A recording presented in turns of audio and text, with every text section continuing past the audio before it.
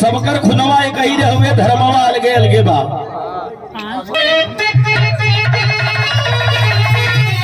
हम तो भुलाइए गए पूरे दिन सहनसा हमरे गौले का बानी। अरे तो सब कर खुनवा,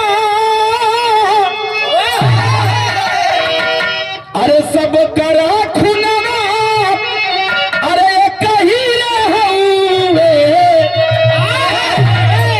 अरे सब कर खुनवा एक ही रहुए।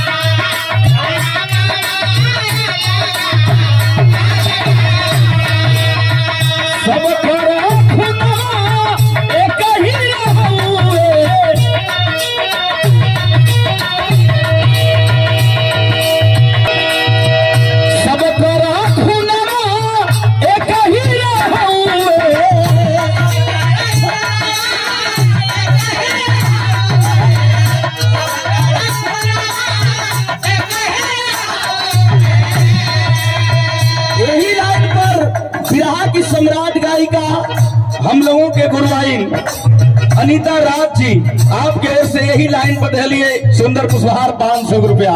यही लाइन पर कौने लाइन पर सब करा खुना एक ही रहूए,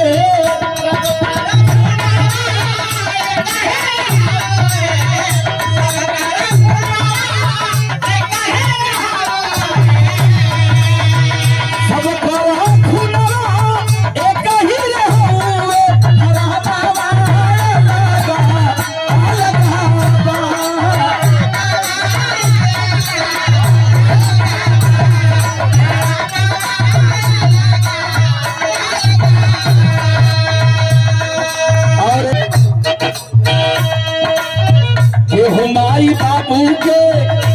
माई बाबू के चरनिया के धोवे,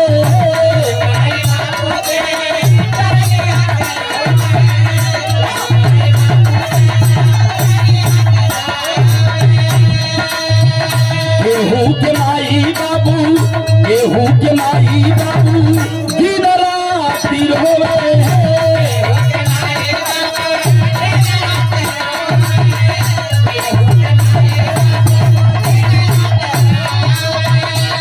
माई बाबू के चरनिया धोवे, गेहूं के माई बाबू दिन राति रोवे।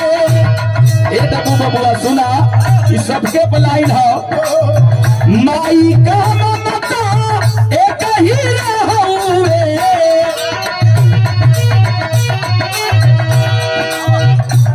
ममता एक ही रहुए।